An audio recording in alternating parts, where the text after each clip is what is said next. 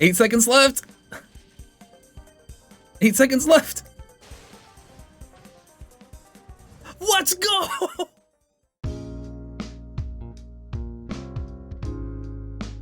In Tower of Fantasy's most recent update, they introduced 2 new world bosses, Harrah and Colton.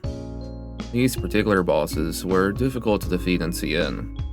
While their values have been reduced for global, they still remain as one of the most challenging bosses to defeat. Because global has such a scatter of servers, players cannot easily rally to defeat these bosses. Even with a team of 30 or so, it still takes a lot of time.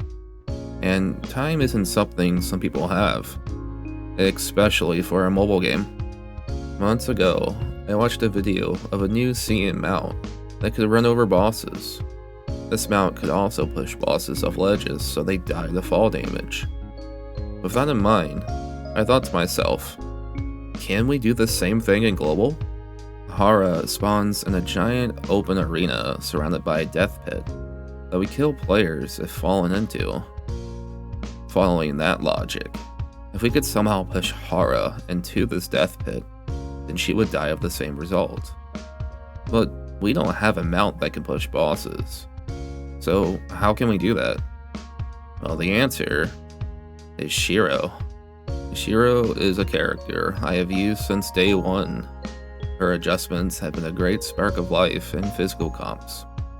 But what some people may not know is that her skill, Full Bloom, has magnetizing properties. This is most noticeable in game modes like Bygone Phantasm. Notice in this clip that Full Bloom pulls in the flying enemies into the circle. This helps keeps enemies near skill for DPS purposes. But this could also help us in our adventure of pushing Harrah off the map. So I went over to Harrah as close as I could and used Full Bloom on the ground. And well, nothing happened. I didn't understand why Full Bloom wasn't pulling Harrah.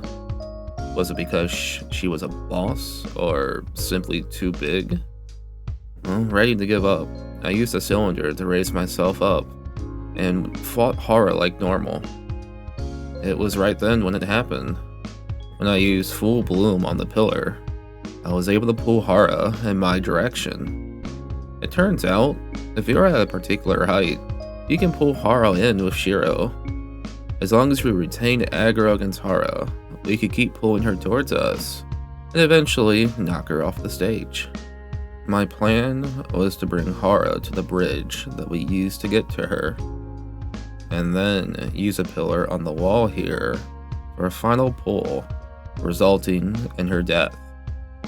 So, with that in mind, I slowly but surely kept pulling Harrah out of her spawn zone. This was tricky in some cases. You have to account for any fashion of elevation in Harrah's position. If Harrah raises in height, then your Full Bloom also has to be higher. Thankfully, there's extra pillars around the arena, so we could pull Harrah in with ease. Although sometimes she would land on these eggs. That made elevation a bit awkward. As we came closer to the bridge, we were met with some disappointing news. It turns out that Harrah has a radius around her spawn zone. If she leaves this radius, then she will reset back to her home spot. Was it really impossible to not push Harrah off the cliff? If we look at Harrah's spawn zone, we can see that she's not in the direct middle of the arena. In that case, would it be possible to pull Harrah north of her spawn point? It's a significant shorter distance, after all. So, like before, I pulled Harrah north to her eventual demise. Thankfully, this took about half the time than our original plan. Sadly, there's one thing we forgot about pulling Harrah in this direction. If we remember, our original plan was to bring Harrah to the bridge, and then use a pillar to pull her off. On this side of the map, we don't have any leverage to pull Harrah off. Thankfully, I had some crewmates, Frenzy and Aiko, help me with this. It turns out, you can use a combination of metal discharges along with pillars to make a platform. We could also use Zero's cube to gain some extra height. This was easier said than done. Mara's walls do not last for very long, and placing pillars on them is very inconsistent. Thankfully, we had Lynn to keep us airborne. Attempt after attempt, we kept trying.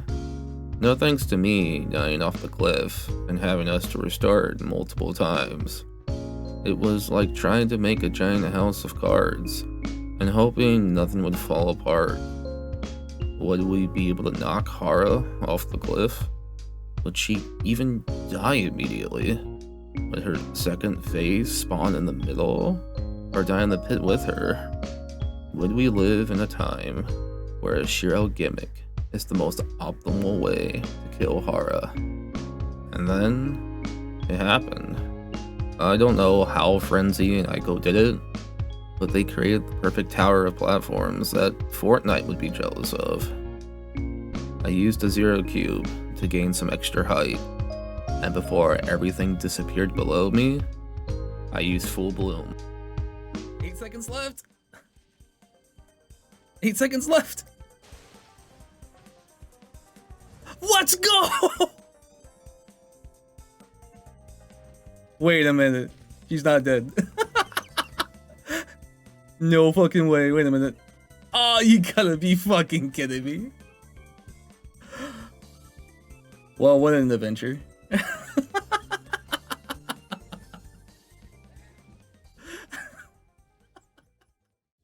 Yeah. Turns out Harrah can't die of fall damage and spawns back to her home location. Honestly, I'm more impressed than anything else. With as many bugs that we've encountered in this game, the studio actually took this into account. As sad as it may be, despite all the effort, Harrah would not be dying today. However, it was still a lot of fun knocking Harrah off. This whole adventure of using Shiro, of all characters, to see if we could cheese our way to an easier victory, is something I won't take for granted. In any case, that's gonna do it for this video. If you watched it this far, I really appreciate you. If you want to subscribe, leave a like, or a nice comment, I would be truly thankful. Also, I stream on Twitch at twitch.tv/Nonpon, and I could be streaming right now. And if anyone was wondering, I kind of made this entire video early in the morning, and my voice changes a lot in the morning. So if I sound like two different people, I don't know, maybe I should just be a voice actor one day. Anyway, you all have a lovely day, take care, and goodbye.